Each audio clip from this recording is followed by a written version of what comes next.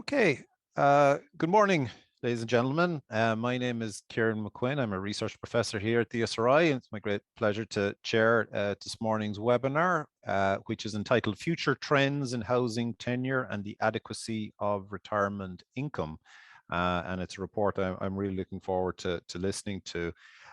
Just to give you a brief overview of our schedule for this morning, so I'll talk just for a few minutes and then I'll hand over to the chairperson of the Pensions Council, Roma Burke, for some opening remarks, and then Roma will hand over to our two colleagues, Rachel Slaymaker and Nolan, who are going to take us through the presentation of the research findings. And can I just say at the outset that we're very grateful to the Pensions Council for their support in the conduct of this research. The presentation should last for around half an hour, and then at around 10 to 12, we should have around 20-25 minutes of time for questions and answers. And so I'm, as I said, really looking forward to the presentation. Just from the ESRI's perspective, I think what's particularly attractive about this project is that it gives us the opportunity from time to time to be able to do this, to merge, if you like, two different areas of excellence in the institute. So Anne Nolan and her colleagues have been doing a lot of work on aging and issues around that, particularly issues to do with pension work. Rachel has been doing a lot of work in the housing space with a number of colleagues. So to be able to draw on those two areas of expertise and merge them in this overall report, I think is particularly attractive from our point of view. And I think it leads to very interesting research conclusions and results. So with that, I'll hand over now to Roma, as I said, chairperson of the Pensions Council, for her opening remarks in relation to the presentation. Good morning and thank you. The Pensions Council was set up to advise the Minister for Social Protection on matters relating to pensions policy. We do this at her request or on our own initiative. We're here to represent and protect the consumer interest and to help ensure that the system has a far stronger consumer focus. Before discussing the ESRI research, I'd like to summarise three important messages: auto-enrolment, improving women's pensions, and cost transparency. A high percentage of Irish workers are not saving at all or saving enough for their retirement. The introduction of auto-enrolment will help to increase the number of people saving for retirement, but the second and also very significant challenge is to help people to save enough for a decent retirement, which could last 20 or 30 years after their working lives conclude. Turning to women's pensions, over the last 12 months, on behalf of the Minister, the Council has investigated and researched practical ways to help people, in particular women, to save more for retirement, and we've written to the Minister with our recommendations and suggestions in this regard. Finally, on the important topic of cost transparency, we've looked at ways to help pension savers achieve better value for money and maximise their retirement benefits through cost transparency. And again, we've written to the Minister on this important matter. Important ESRI research is being presented today. This research was funded by the Pensions Council. And by way of background, the current model of pension provision effectively assumes that your income needs fall when you retire. And for example, the 2018 Pensions Roadmap stated that private pension arrangements generally aim to secure a payment level in retirement that, when combined with a state pension, replaces a sufficient proportion, for example, 50 to 60% of an individual's pre-retirement earnings, so as to enable that individual concerned to maintain a reasonable standard of living after their retirement. This fall in income is implicitly assumed to tie in with a fall in outgoings post-retirement.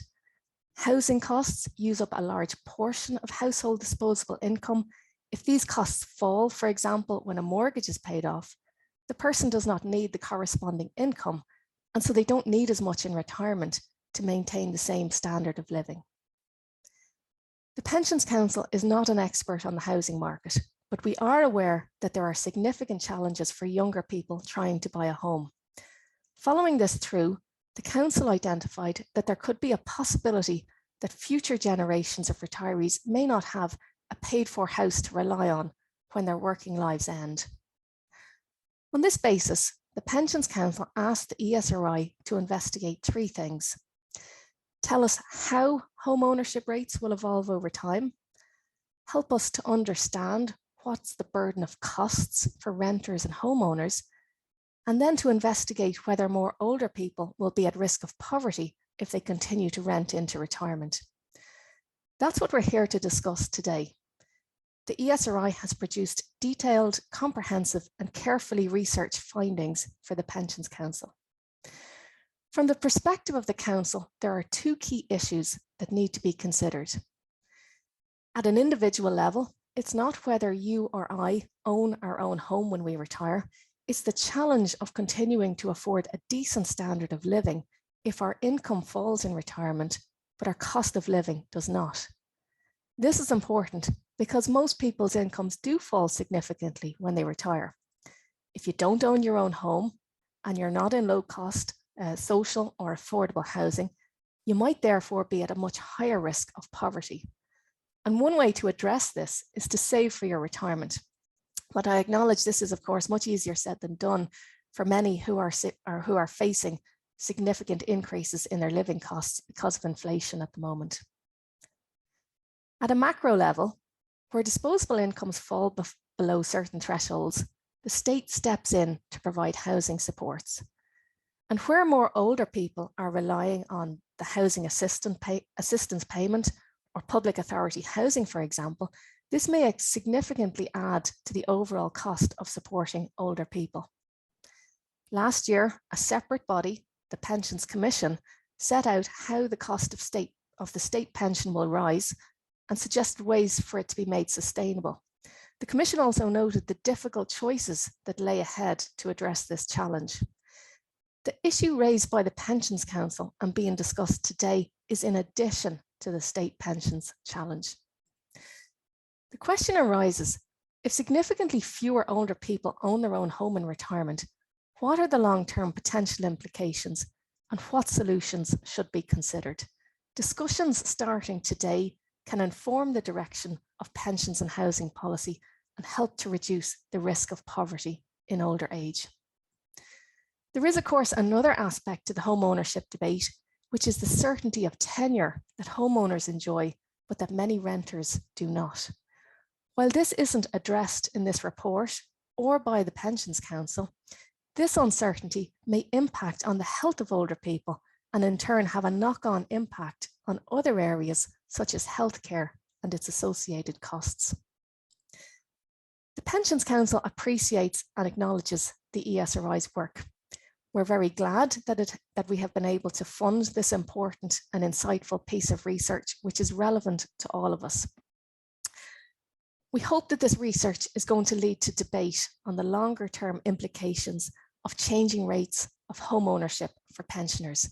These discussions can inform the direction of future policy and help reduce the risk of poverty in older age. The Pensions Council is, of course, on hand to help the Minister in any way that it can with this important challenge. And I'm now going to hand over to the authors of the report to allow them to present their results. Thank you. Okay, thank you, Roma. I just share the presentation slides now, so hopefully everybody can see those now. Okay, so I'm going to just sort of talk you through the sort of broad objectives, and then I'll talk through the more on the housing side of the housing modelling side of the work that we've done, and then I'll hand over to my colleague Anne, who will talk through the income adequacy assessment part of the work. So the broad objective of this work is to assess the impact that housing costs will have on the retirement income adequacy of future cohorts of retirees.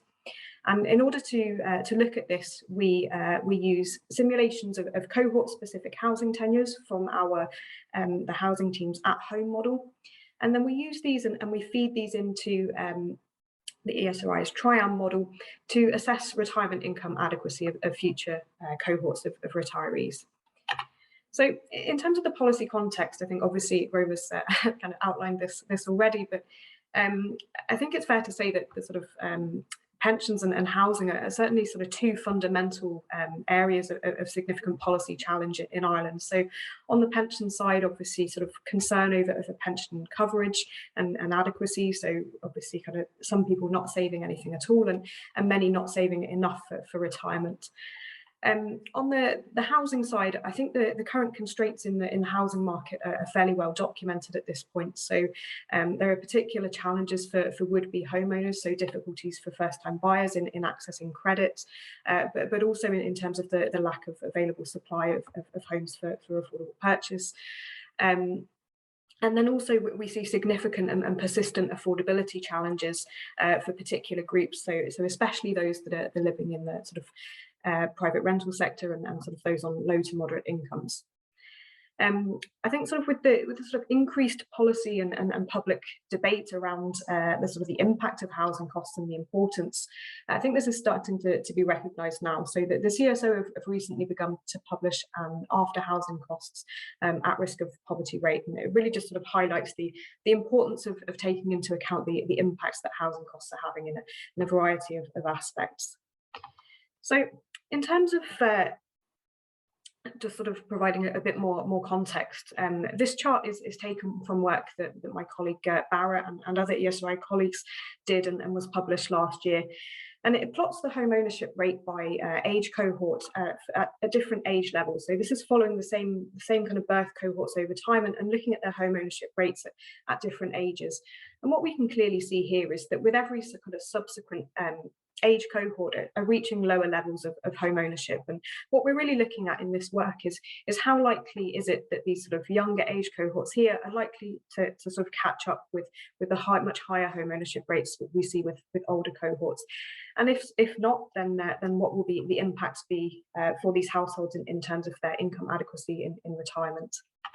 So just to further emphasise the challenges that people face in sort of housing right now, I think it's fairly clear from this chart. So both house prices and rents for new rental tenancies were around 70% higher by mid-2021 compared to where they were in 2014. So we've obviously seen sort of very rapid house price and rental inflation in recent years, which obviously makes it very challenging for those kind of aiming to purchase their own home, and obviously for those in the rental sector as well. So in terms of the research questions that we're looking at here, I'll talk through the first two of these. So firstly, how do current tenure and housing cost patterns vary by age cohorts? And then secondly, looking forwards, what's the expected proportion of homeowners and renters in Ireland by age cohort? And we'll use our at-home modelling tool to look at this. And then finally, I'll hand over to Anne, who will look at what implications these tenure projections have for the retirement income adequacy of future cohorts. So moving on to the first question here then, so how current tenure and housing cost patterns vary by age cohort. Here we are presenting a chart based on data from the household budget surveys, and it looks at the percentage of homeowners for each age cohort over time who own their own home. So we're not following the same group over time here, we're just looking at a point in time, what proportion of those aged 25 to 34, for instance, own their own home.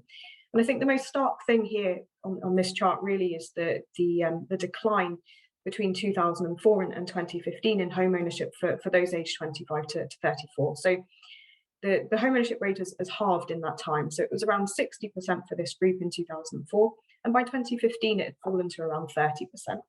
But it's not just a case of seeing a fall for this youngest age cohort. If we look at those aged 35 to 44, back in 2004, more than 80% of people of that age owned their own home, but this had fallen to 65% by 2015.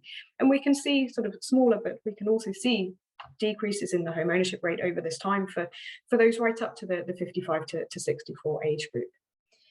So the household budget survey data only go up as far as 2015. So, and we know kind of obviously that we've had pretty significant house price and rental inflation since then.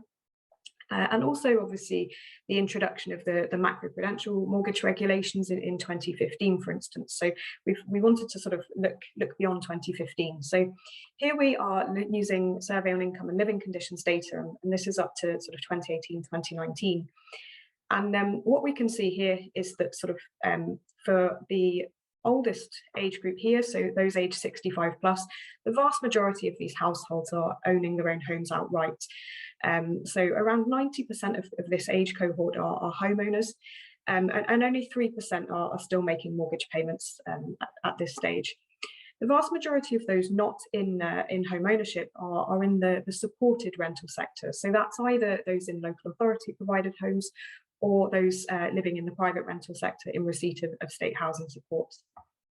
So while we see around a 90% home ownership rate for the 65 plus cohort, when we come down even just as far as the 55 to 64, so the next age cohort, we see a home ownership rate here of just over 80%.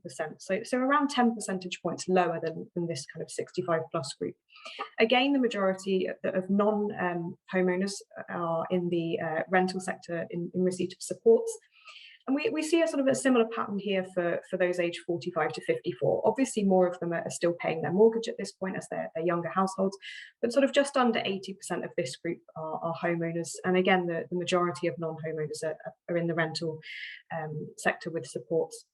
We see a big drop here when we look at the 35 to 44 group. So only around 58% of this group owned their own home by sort of the 2019 data. And the majority of those not owning their own homes, we find them in the private rental sector, not in receipt of state housing supports. And then for this lowest age group here, 25 to 34, only around 27% of this group own their own homes. And obviously many more of them, around 50% would be in the non-supported private rental sector. So just turning to look at some sort of key measure of housing costs. So this chart is plotting the mean housing cost to net income ratio by tenure and age cohort. So really this is just looking at how much of disposable income households are paying on their housing costs. And by housing costs here, we're referring purely to either rental costs or mortgage costs, and nothing else, no additional costs in here. So if we focus on this oldest group here, so the 65 plus group, as I showed you on the previous slide, the vast majority of these own their own homes outright. So we find the vast majority of this group in this little green bar here paying on average only 0.5% of their incomes on their housing costs. And that's because so many of them own outright. For the 3% who are still paying a mortgage, we find that they're paying around 22% of their income on their mortgages, and that's similar to those the very small proportion that remain in the private rental sector, not in receipt of supports. What's clear across the age groups really for those in local authority rented housing is that those groups pay a fairly consistent proportion of their incomes on their housing costs here, so somewhere between about 11 and 13%, regardless of the age group that they find themselves in.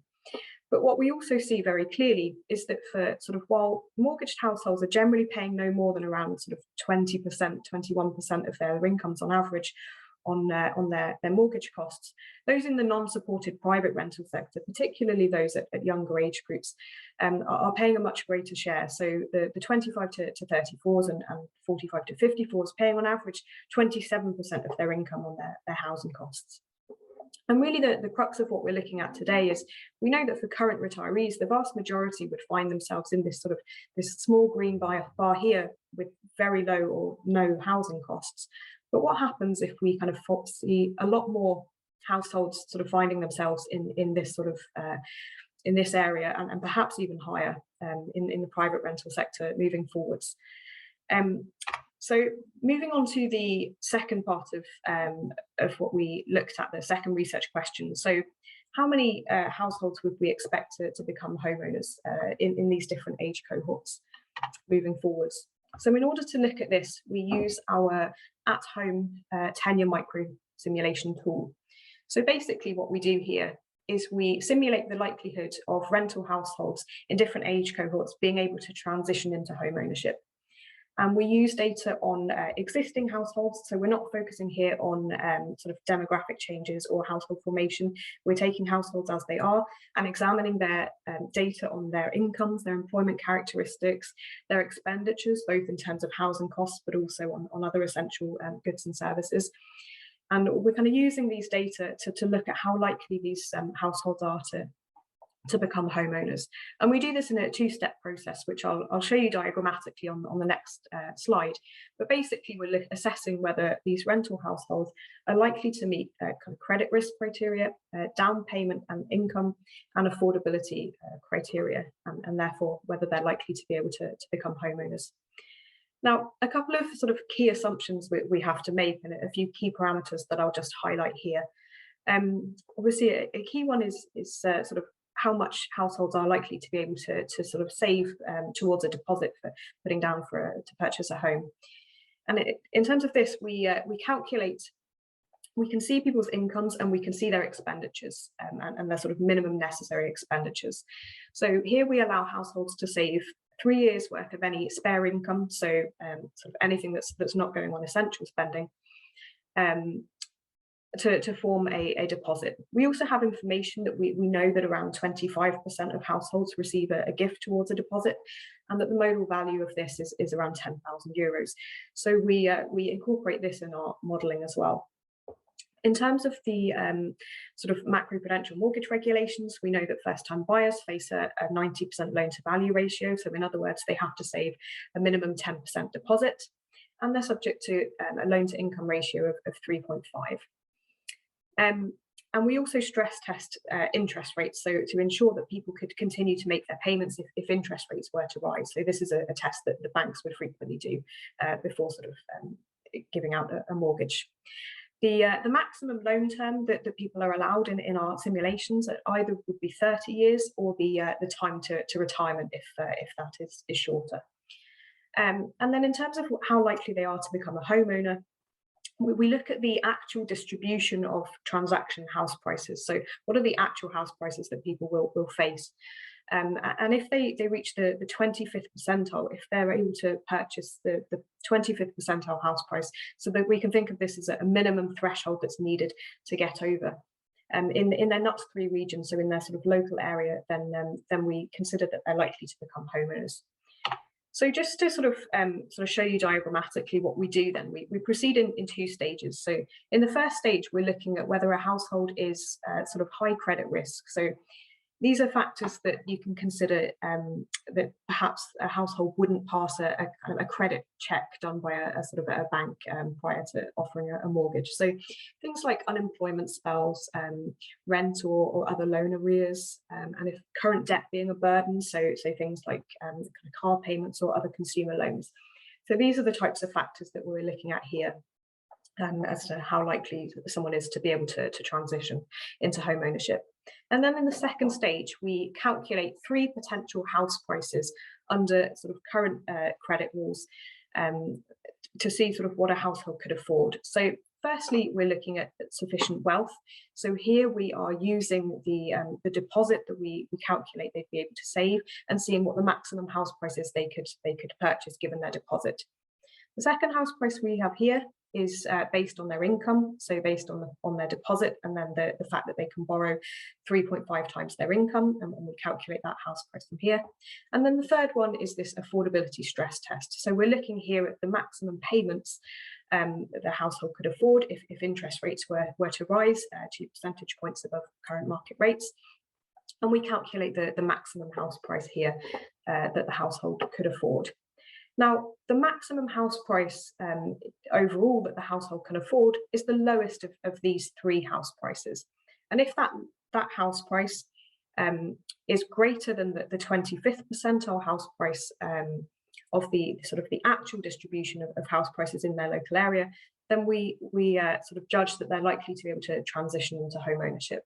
Now, I will say that we do kind of various sort of sensitivity analysis around all of these parameters in the paper today. I'm just sort of presenting what we consider our sort of our baseline model and our baseline results. So you can kind of see the report for further details here. So in terms of the actual percentage of homeowners by age cohort, I've already mentioned we're sort of at 90% up in this 65 plus group, and kind of falling down to 58% for the 35 to 44s and the 27% for those aged 25 to 34.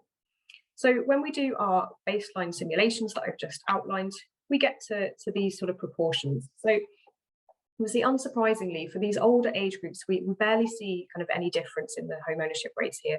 And if you think about the fact that we're including the age in the calculations, so sort of there's a maximum mortgage term that people can have depending on their age, because banks will typically only sort of lend up to the point where people kind of go into retirement.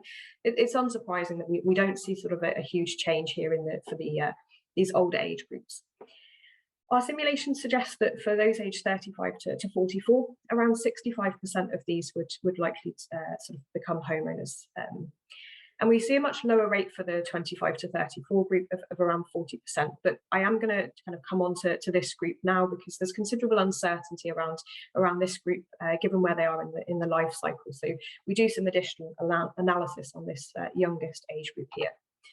So just kind of to say a bit more about the 25 to 34 cohort, and also just to give a few caveats. So the first thing to say is that we're only able to consider households who are living independently. So we only see these households in the data if they're living independently. So we do know that around 1 in 4 of this age group would still be living sort of in the family home, and therefore we're not able to consider those. We can only consider those who are living independently. So obviously the sort of the near-term modelling approach that we've looked at so far is likely not really appropriate for this youngest group, because the median first-time buyer age in 2019 was 34, and it's likely that many of this group may sort of see quite significant income growth as they progress in their careers throughout their 20s and early 30s, and therefore it's sort of likely that they may look a bit different by the time they reach the age at which they may actually be looking to purchase a home. So it's important that we take account of this. So essentially what we do here is that we sort of grow these households forward 10 years. So based on their sector of employment, their age and their education matrix, we essentially sort of match them to similar looking households in the age group above. And we sort of grow them forward so that they reach sort of income levels sort of similar to sort of households that share their characteristics. So what we also do in our sort of baseline assumptions here, we remove the current credit risk assessment criteria. So basically, if you miss a loan payment or you miss a rent payment in your mid-20s, that's not likely to impact you sort of if you hit 35 and you're looking to get a mortgage. So we take out that sort of assessment in here. We allow their rents to grow forward at 2% per year, sort of as per current rent pressure zone legislation. Now we do sort of test this in robustness checks. We do sort of raise this up to 4% or even 8%, just to sort of see how this impacts things. We allow their minimum expenditures to grow at 2% per year over this 10-year period, and we allow house prices to grow at 5% per year, which is sort of roughly sort of in line with sort of long run average house price growth. And the sort of the gift proportions and the sort of time to save for a deposit and loan to income conditions are as before. So if you just look here at the red bars in each of the charts, they're the same actually. So when we do this analysis, it's more sort of dynamic analysis for this 25 to 34 cohort, we find that around 52% of this group are likely to be able to become homeowners. So that's a good bit higher than the 40% we had in our more sort of static scenarios, but still we're talking about sort of 1 in 2 for these households, which is obviously substantially lower than we see for the other age groups. What we do here, obviously, because there's considerable uncertainty around the future path of house prices, of incomes, we do some sensitivity analysis, and I've just sort of pulled out a few things to show you here. So under our baseline assumptions, we assume that house prices will grow at sort of 5% per year over this 10-year period for this group. If in fact house prices were to grow at 3% per year, we see that this would increase the proportion of households who are able to sort of purchase their own home. That would rise to around 55%. Conversely, if house price growth was higher at around 7%, then this would sort of make this fall down to around 48%. And then the second thing I'm showing you here is if we vary the income growth that these households have. So I mentioned that we allow households to have their incomes grow according to the sector that they work in and their sort of their education history, so that they sort of match sort of similar groups in the older age cohort. So this results in an average income growth of 3.2% per year, but this is an average. So some households or some individuals will see much higher income growth than this, and some will see much lower. If instead we allow all households to sort of increase their incomes by 5% per year, we can obviously see that this would lead to significantly higher rates of home ownership, so 60%. So I think what's really kind of the key message here is that obviously there's a lot more uncertainty over the estimates for this youngest age cohort, given where they are in the life cycle. But really the estimates are most sensitive to the relativities between house price and income growth. We did also do some additional analysis in the report where we combine sort of down payment supports and loosening the amount that households could borrow relative to their incomes. Also taking account of the fact that additional credit in the market, it generally kind of leads to higher house prices. So we have those sort of feedback loops included as well. And we see that this could sort of get home ownership up to 55% from 52%. So I think one of the key things to remember here is that sort of many of these households are simply sort of not able to save kind of anything on a monthly basis, kind of currently, given their costs, and that's sort of why we're unlikely to see sort of these supports. They will have an impact for some households, but they're unlikely to sort of be the answer for other households. And obviously these growth rates, these sort of home ownership rates do sort of remain substantially below those of the older age cohorts. So just to sum up on sort of the housing part here of the work. So currently those aged 65 plus have very high home ownership rates, around 90%. And most of those who are not in home ownership are in the supported rental sector and therefore have fairly low and stable rents. Those who are kind of having sort of continuing to make payment costs are paying around sort of 22% of their incomes currently.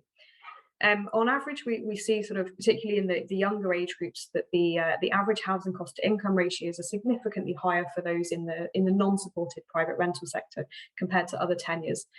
And the home ownership rates, even for those sort of age 45 to 54 and 54 to 64, are a good bit lower, sort of 10 percentage points lower than those currently in retirement. So although the rates are sort of home ownership rates are significantly lower for our youngest age cohorts, they are lower for our more middle-aged cohorts as well.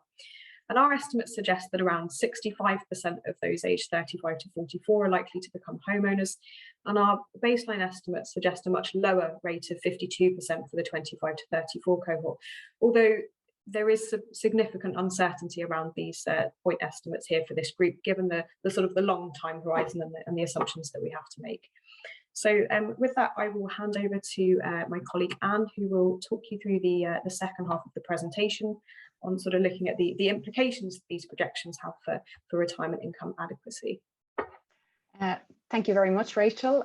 So as Rachel said, I'm going to take you through the final part of the report and the analysis, and then I'm also going to sum up with some of the policy implications and hopefully stimulate some discussion for the question and answer session at the end. So if we move on to the next slide, in terms of assessing retirement income adequacy, often in previous research, this is done looking at people who are already retired. And that's purely, mainly due to convenience. It's much easier to assess somebody's income in retirement when they are actually retired. But in previous work that we've done at the ESRI, we have tried to assess retirement income adequacy for people that are approaching retirement or not yet retired. And this is a much more difficult task. So we have to have data on people's employment situation, on their income, on their employment history, on their pension contributions, their pension eligibility, their wealth, their living situation. So to do that previous piece of analysis, we use data from the Irish Longitudinal Study on Aging. So the Irish Longitudinal Study on Aging it's a longitudinal study, so it follows people through time. It follows a cohort of people who were aged 50 and over in 2010 and has been following them up at 2-year intervals ever since. So in our earlier work, we developed this model called TRIAM using the TILDA data to assess retirement income adequacy for a cohort of the population who were approaching the state pension age. So we chose the youngest cohort in TILDA at that time. So these were people who were born 1955 to 1960.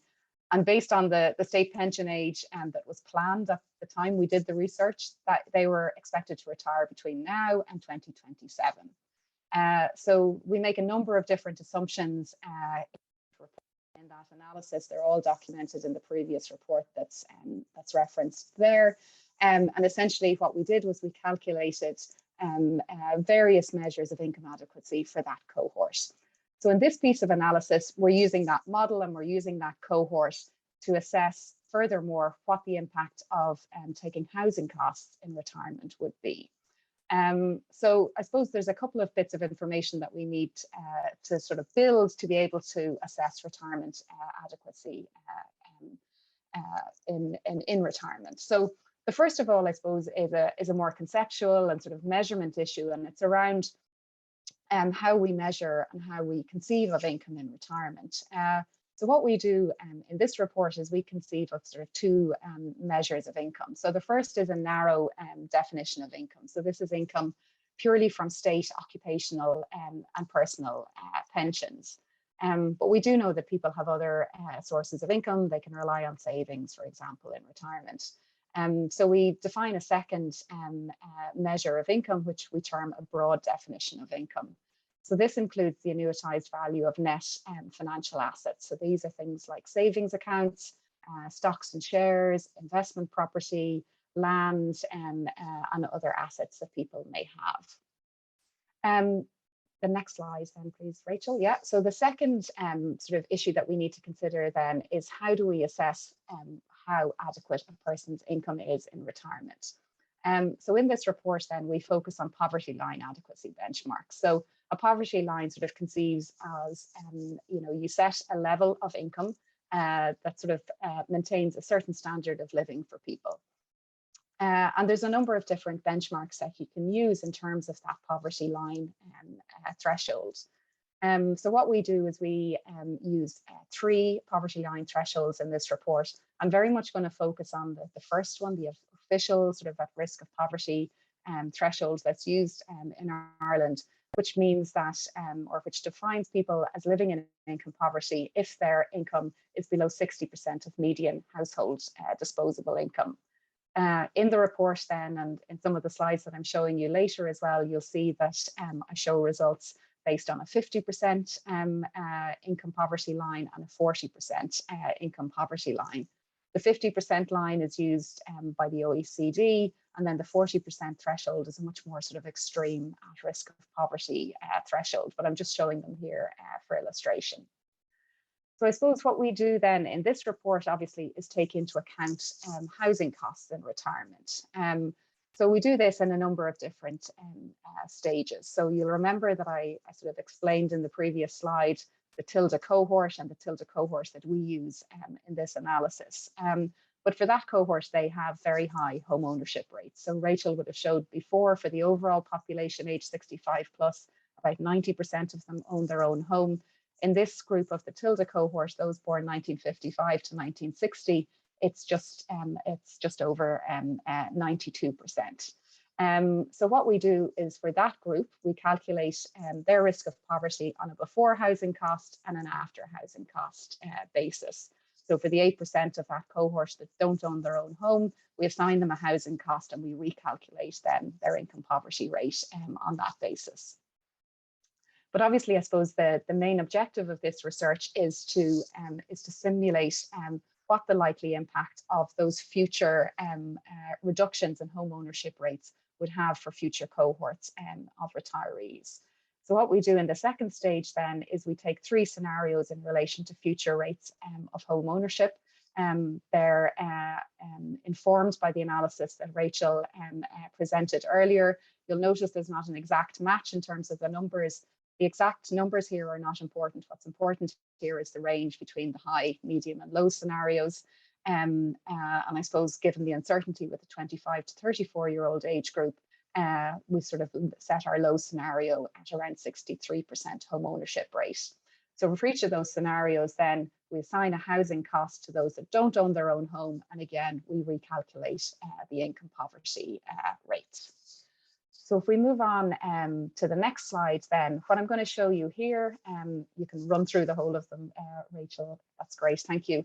What I'm going to show you here is a lot of data, but I'm really just going to focus on sort of key findings on the left-hand side of the screen. So I'll talk you through, first of all, what you're seeing here. So if you look across the horizontal axis here, you'll see sort of three groups of columns. So the first is basically shows you the proportion of people that are below the 60% of median household disposable income poverty threshold. So that's the kind of official at risk of poverty rate that you will see presented in the Survey of Income and Living Conditions and used in sort of Irish official policy documents. And then as you move towards the right, you'll see the results based on the 50% poverty threshold and based on the 40% poverty threshold. But I'm not really going to focus on those just because of time reasons today. Then you can see that you have a green and an orange column, and these are risk of poverty rates, depending on which definition of income we use in retirement. So the green columns are based on the narrow definition of income, which is conceiving of income as just from state occupational and private pensions. And then the orange column then incorporates income from other assets, so from financial assets. So what I'm showing you here then are the at-risk of poverty rates on a before housing cost basis for the current cohort of people that are just either just retired or approaching retirement. So that group that were born 1955 to 1960.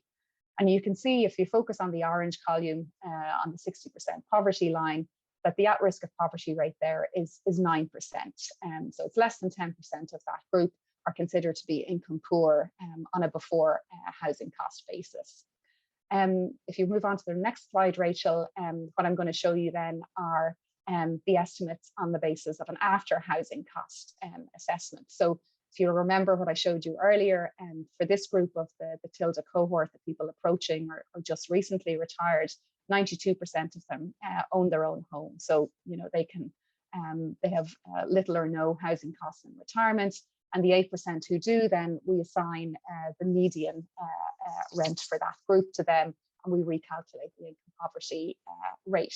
So you can see, again, looking on the left-hand side and the orange bar, you can see that that increases the income poverty rate from 9% to 14% when we calculate it on an after housing cost basis. So still relatively low for this group, and that really reflects this sort of high home ownership rate in this cohort. So if we move on to the next slide, then what I'm going to present in the next few slides then are the results based on these scenarios of high, medium and low future home ownership rates. So first of all, we'll take the high home ownership scenario, which we've used as around 78%. So what you'll see here is that this results in quite a substantial increase in the predicted income poverty rate on an after housing cost basis. So it increases from 14% for the current cohort of retirees who, you know, have a home ownership rate of 92% to 24%. So just under a quarter of people under our high home ownership scenario would be considered income poor, taking into account their housing costs in retirement.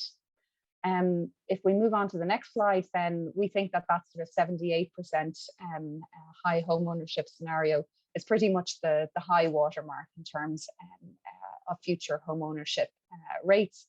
This is the slide that Rachel presented earlier from previous work that our colleague Barra Rowntree has been involved in, looking at sort of intergenerational changes and differences in home ownership rates. And you'll see there, you know, by the time people reach the age of 45 for the different cohorts, for the 1960s and subsequent cohorts, it doesn't go below or above 80%.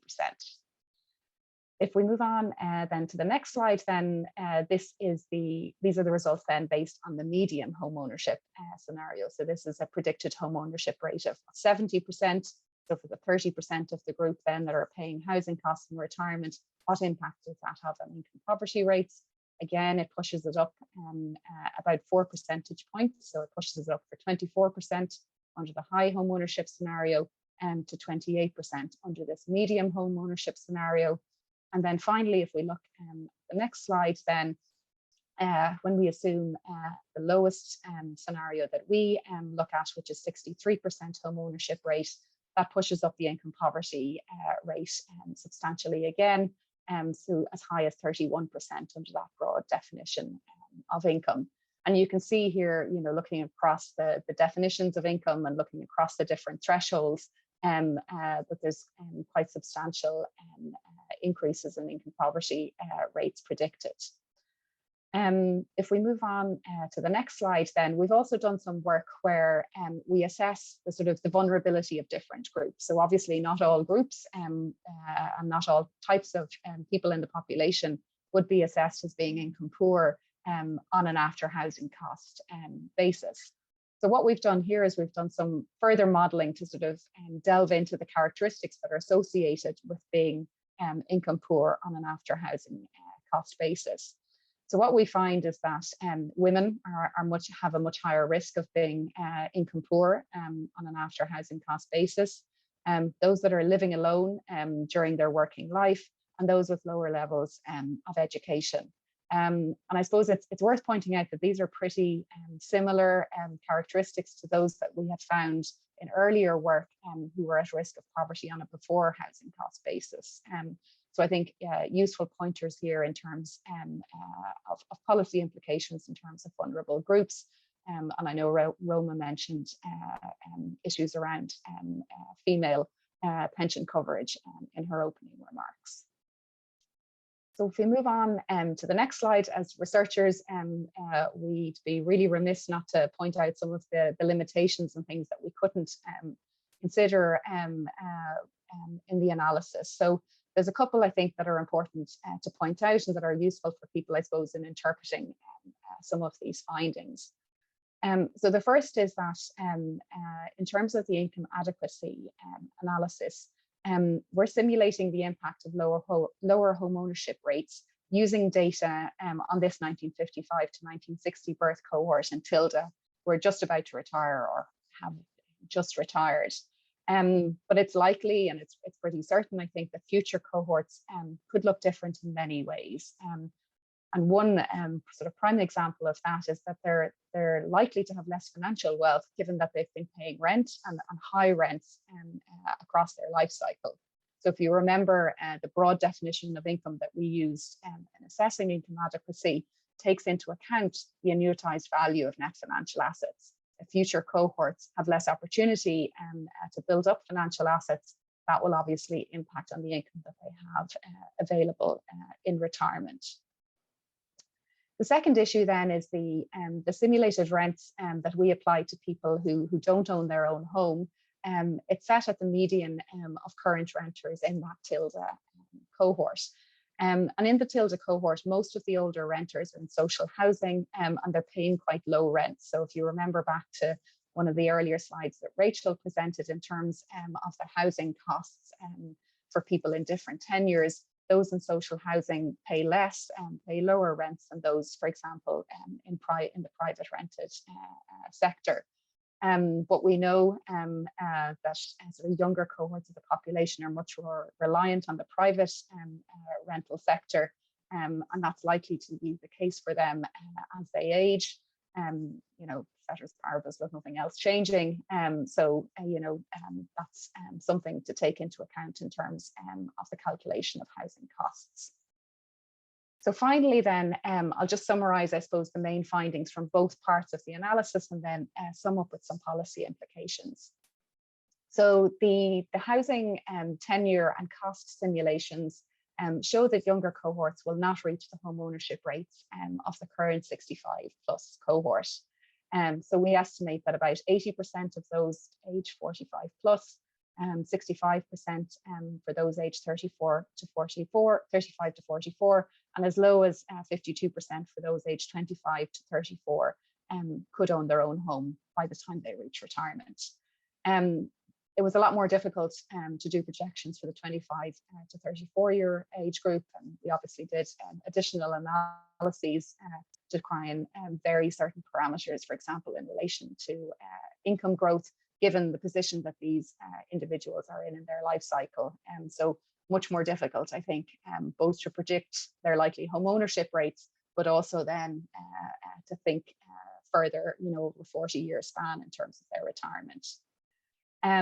But on the basis of those simulated rates of home ownership, we predict that these could lead to substantial rises in the at-risk of poverty rate on an after-housing cost basis. So it could increase from 14% on an after-housing cost basis for current retirees to as high as 31% under our lowest home ownership rate scenario.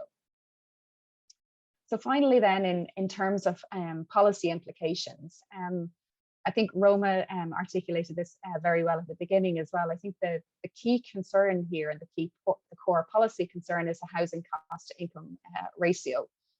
We're not necessarily saying here that everybody should own their own home in retirement. The issue is that imbalance between housing costs and income in retirement. So I suppose if you think about policy implications, that has implications for policies in relation to both housing costs and then also in relation to income support. But it also has implications for policies at different stages of the life course. I suppose it's not enough to simply intervene at the point of retirement, but we need to think much earlier on. So instruments that target the increased supply of housing, which increase or impact the share of homeowners, but also increased direct provision of social housing or other instruments that develop alternative non-market renting cohorts, such as cost rental, can be effective here in ensuring that when people reach retirement, they have low and stable housing costs. And Roma obviously mentioned, I suppose, not only are we should be concerned here with cost, but also the sort of security of tenure issue, which can be particularly stressful for people in older age. So in conclusion, then, we think that developing a policy strategy which mixes lifetime incentives to accumulate retirement assets during employment with an adequate safety net at the point of retirement is most likely to be required. So I'll stop there and I'm happy to open the discussion and to look forward to the question and answer session. Thank you very much, Anne, and thank you very much, Rachel, for that very clear overview, I think, of the research and of its findings, and some of the assumptions, of course, that underpin it. Inevitably, when you're doing kind of forecasting work like this, some assumptions have to be made. So with that, we'll maybe open it up to questions. We're also joined by our other authors on the piece, Barra Rowntree and Conor O'Toole. And so if people would like to ask questions either through the Q&A format, or if people wish to raise their hands, maybe will I start off with, I think there's a question there from Victor. So maybe I'll just start with that. Thanks for this really interesting research. All apologies if I missed this, but is there data from the simulation section 3.3 showing the inability to become a homeowner moving up the income deciles, i.e. the issue may have been primarily confined to the lower income deciles in the past, but is now an issue right up to the upper middle deciles also? Any data on the difference on the ability to become a homeowner by single stroke couple buying status? So I don't know who would like to address that question. It's more of a kind of a, I suppose, a specific data question, but I wonder, Anne or Rachel, will of you like to take that? And then there's a question from Wayne Stanley that I'll pose to you guys afterwards. Sure. So I don't have any sort of specific estimates around sort of the likelihood of home ownership for different income deciles. But we do sort of certainly see, one thing that we do see is that obviously it is sort of easier for those on higher incomes to transition. Obviously, kind of part of that is because they have higher incomes now and they're therefore often able to save more. But I wouldn't have sort of estimates for sort of the likelihood across the income distribution, or either for sort of singles versus couples.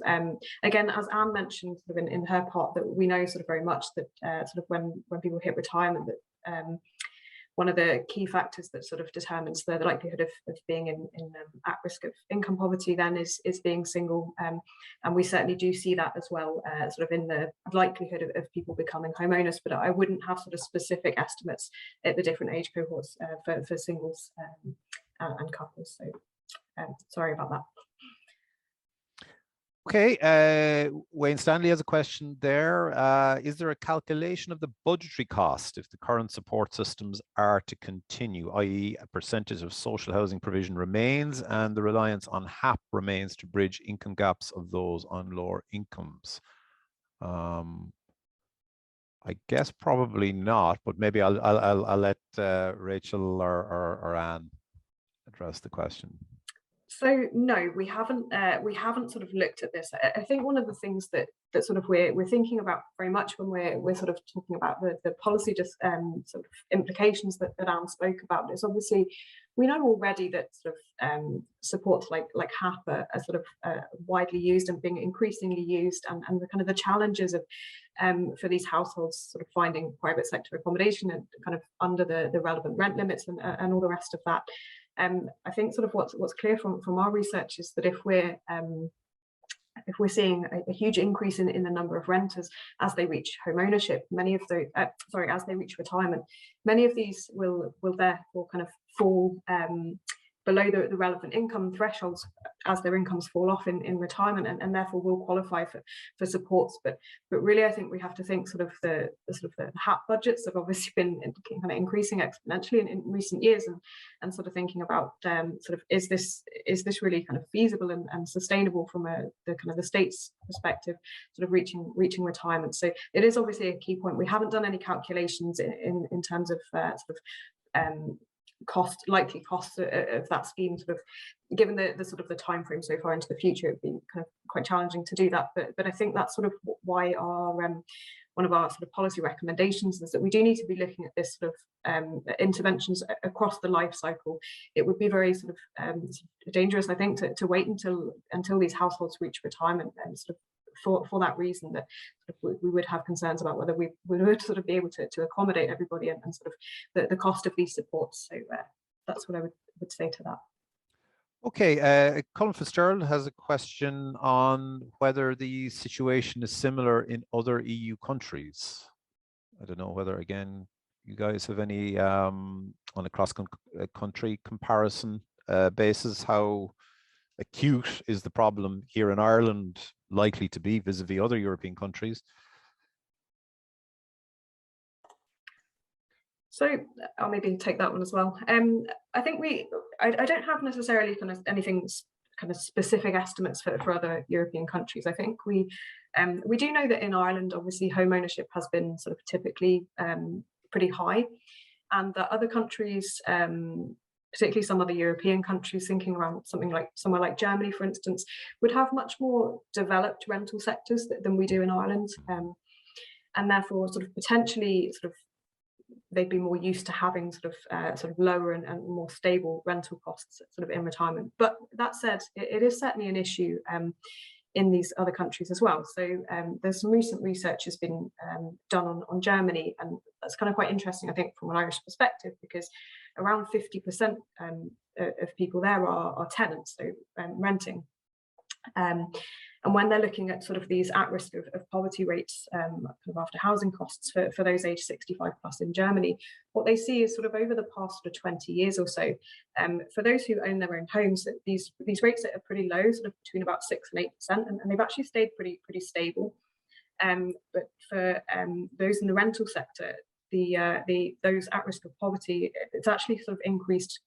They were much higher levels anyway, sort of around a quarter, moving up to around a third more recently. So I think obviously lots of countries have seen pretty rapid rental inflation, and this is obviously something that is a concern for those, especially those as they hit retirement and are on fixed incomes. So I think obviously that the challenge is perhaps different from an Irish perspective, because we've been very much used to sort of a high home ownership rate, but it's not to say that other countries are not also sort of facing these challenges as well.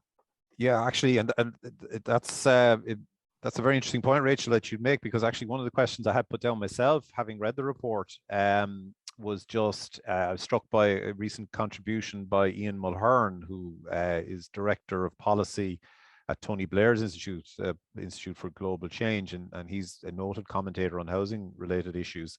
And he's brought up this issue of the global issue of home ownership. And I suppose it's something, particularly those of us that have looked at house prices over the last period of time, would notice that house prices have risen relative to income levels across countries over the last 20, 25 years. And that has to do with relatively strong economic growth, has to do with lower interest rates, etc. But nonetheless, it's while in the aggregate, it may be, you can understand why house prices have risen, it does present a real issue for home ownership. And Mulhern has talked about, changes in mortgage market and the provision of mortgage finance, etc., as a way of dealing with these issues. And in particular, he talks about a mortgage insurance scheme.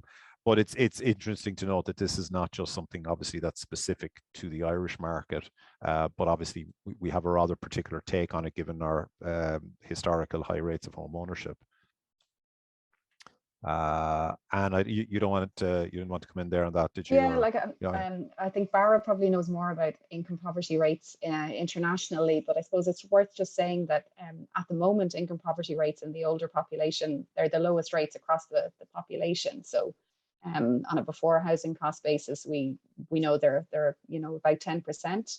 That wasn't the case 20, 30 years ago. Income poverty rates in the older population were the highest across population groups.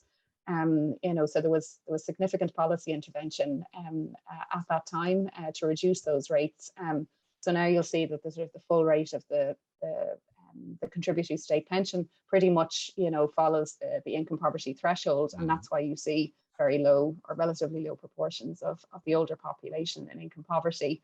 Even when you take into account then the housing costs because of their high home ownership rates, that doesn't really push the income poverty rate up too much.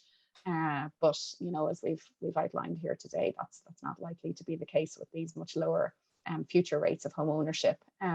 But I'm not sure, Barra, I don't know whether you know much more about the international situation. Well, yeah, just as others have said, I suppose Ireland is not unique in this.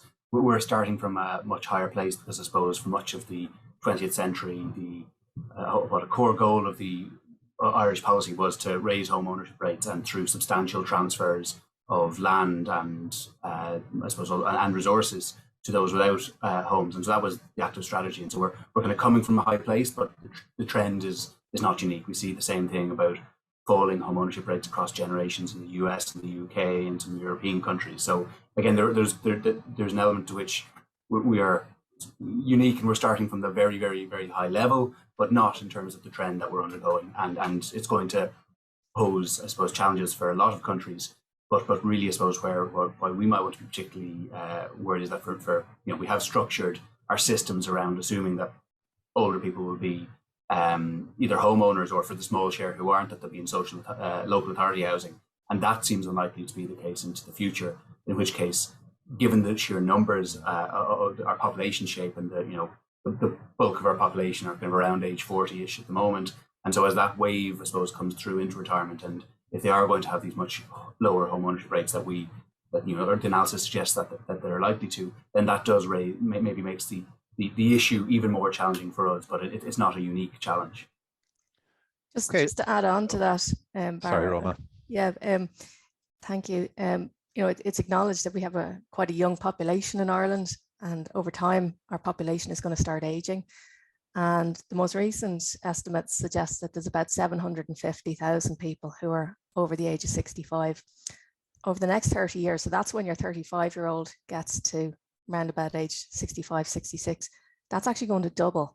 There's going to be 1.5 million people over the age of 65. And it's important, Rachel and Anne have talked about percentages and the number of people owning their own home in percentage numbers, but the actual real number is going to be quite significant.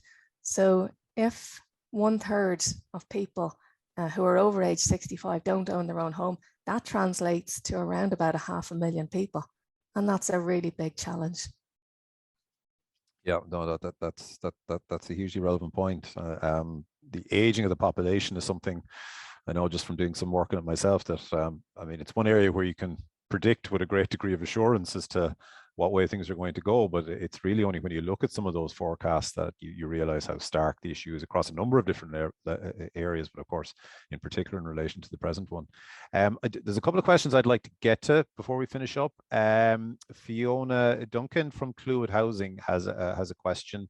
Fiona's talking about, we've seen recently the delivery of cost rental housing. And although cost rents are far lower than PRS rent levels, we want to address the issue of cost rents into retirement sooner rather than later. How would you suggest this should best be addressed in terms of rent levels? So I don't know if Rachel or Anne, if you want to address that. I assume the question is I'll come in on that if that's okay. Connor. Kieran. I think it's quite an interesting question because certainly certainly in the work we've done before, I think cost rental is an avenue and a component of the sector of the future rental sector that we're hugely enthused about, and we really see that as having a critical element in the redesigned rental sector in Ireland going forward. The challenge with the rollout of cost rental and the potential income adequacy, it really depends on how the cost rent element, the inflation rate and the cost rent develops relative to income inflation, right? So if the cost rent inflation rate over time is much lower than the income inflation rate, then there should be a lot of scope in it because the cost rent will drop down as a proportion of the budget. And therefore, even in retirement, if there's an income shock, that should be manageable. So I think given that is a key element of the cost rental component, that rent should vary with the cost controls, then over time we're hoping that the income rate, the income inflation rate will augment in line with that. But it is a very long-term development, so it's very difficult to make strong conclusions about it at this point in time. But in a sense, the policy context or the policy requirement, as Anne has outlined in the slide, is going to have to be a multifaceted mixed approach in that you're dealing with both sides of the cost to income ratio, even when we get to that retirement, and there'll likely be support needed on both sides to help manage the income shock of retirement for this group. Okay, thanks, Connor. Valeska Lima from DCU has a question, and I hope I pronounced your name correctly there. It's directed at you, Anne. In terms of policy implications, does the current Housing for All program have any considerations that combine lifetime incentives from home security as part of a longer term strategy to prevent housing poverty in retirement? And then Valeska saying probably not, but how to design this kind in concrete terms for the next 10, 20 years. And there's a related question about Housing for All from Senator Mary Fitzpatrick, which I'll also pose to you after that. So that's okay.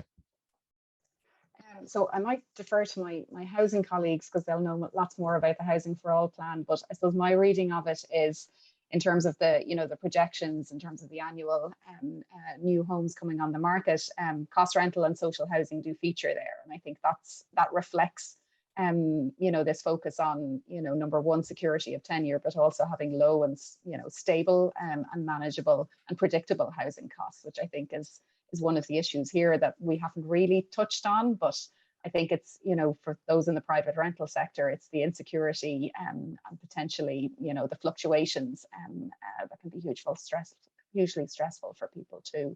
So I don't know whether Rachel or Connor have any other reflections on that.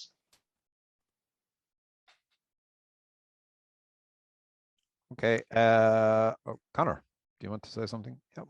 Yeah, no, I was going to just say in general, one of the things that, when we were sitting down reflecting on this particular piece of research and, thinking through the potential scenarios first on the housing side, when we're thinking about the type of supports that can facilitate a transition to home ownership, and there's been a number mentioned there in the text box. One of the, while when you read the report, it can look like the findings are very stark, very, very clear that there's a challenge here. one of the things that we ourselves will think about is that actually the time frame that we're talking about here is sufficiently long that there is huge scope for policy to have an impact on the trajectory here. And there's a huge, so the combination of supports dealing with the housing challenges, which, we all know very well at this stage, the undersupply, the challenge with affordability, the challenge having sufficient leverage to transition, and also the policy such as the development of cost rental and alternative supports in those tenures. There is sufficient time for, in the scope of what this challenge looks like, to be able to materially change the findings here. So I think that's really important when we think about all of the broader policy challenges, the specific policy supports in place at present, and the time frame we're looking at here. All of the combination of these measures can have an impact over such a long period of time, like what we're looking at here. Okay, maybe the final question then, which is kind of related to what we're talking about, housing for all, is from Senator Mary Fitzpatrick, and it's asking, did it factor in the research, that is, that we're coming out of a decade of undersupply and the future impact of the change to housing policy? Housing for all is 20 billion investment to deliver 300,000 houses, 90,000 social, 60,000 affordable, introduction of affordable cost rental and affordable homes to purchase, including share equity, help to buy and local authority home loans. If I may just say it, I guess in terms of the scenarios, and Rachel outlined the kind of future house prices that were envisaged, or house price growth that was envisaged, I guess that is implicitly factoring in kind of a higher rate of supply over the medium term.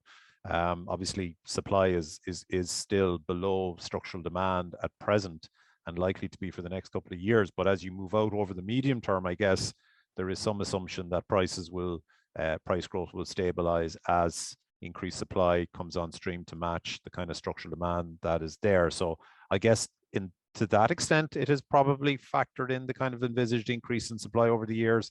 But maybe, Rachel, do you want to add anything more in relation to that? Yeah, no, I think I'd agree with what you've just said there, Kieran. The only other thing I would add is that we do some analysis in the report. I haven't presented it today, but it is in the report, in terms of just sort of looking at potential impact of supports moving forwards. I will stress, though, we're not looking at any kind of specific scheme that's out there at the moment. We just did a fairly general a couple of supports. So the first thing we looked at was sort of giving households 20,000 euros towards a deposit. So that's sort of a support on the deposit side, sort of no strings attached, not sort of linking to new properties or anything like that, just a kind of a simple exercise. And then the other thing was to obviously increase the loan to income ratio. There are obviously exemptions where it can go above the 3.5. So we increased that to 4.5. So we do see for the 35 to 44 age group, I would say, we do see a bit of an increase there if we take into account these supports. Also taking into account the fact that we know that typically sort of an increase in credit does lead to a sort of an increase in house prices. So we do factor that into the modelling as well. And for the 35 to 44 age group, we would see the home ownership rates rise to from about 65% to just over 70%. So we do see that obviously kind of supports could play a role here in terms of helping some households into home ownership. But one thing I would say is, I think sort of one thing that was particularly sort of stark to us is when we look at those who are in that age group who are not projected to transition into home ownership, around 6 in 10 of those are simply not able to save anything on a monthly basis when you look at their incomes and their outgoings, so be it housing costs and other kind of essential spending on essential goods and services. So I think obviously sort of housing supports and sort of various things sort of outlined are likely to have an impact for some households, but we're not likely to sort of see getting anywhere near these cohorts getting anywhere near the home ownership rates of those currently aged 65 plus. I think is sort of would be our take on things. Okay, listen, it's just gone past 12:15, which is our closing time. So with that, I'd just like to thank very much our speakers today for the excellent presentation and really drew out very well the analysis and I think the policy implications associated with that. Thanks very much again to Roma, Burke and to the Pensions Council for their support of this research. and all the people who typed in questions and who attended. Really, it made for an excellent exchange on this issue. There are just one or two other questions left on the chat which we didn't get to, and I don't know if Anne or Rach were able to respond directly to some of those. That would be great. I think Valeska has a question there just about how we define the average cost, and I think if that's our former colleague David Duffy has a question about whether low ownership is a kind of a choice amongst people. But anyway, other than that, listen, thanks again to everybody for tuning in, and we'll see you all again soon. Thank you.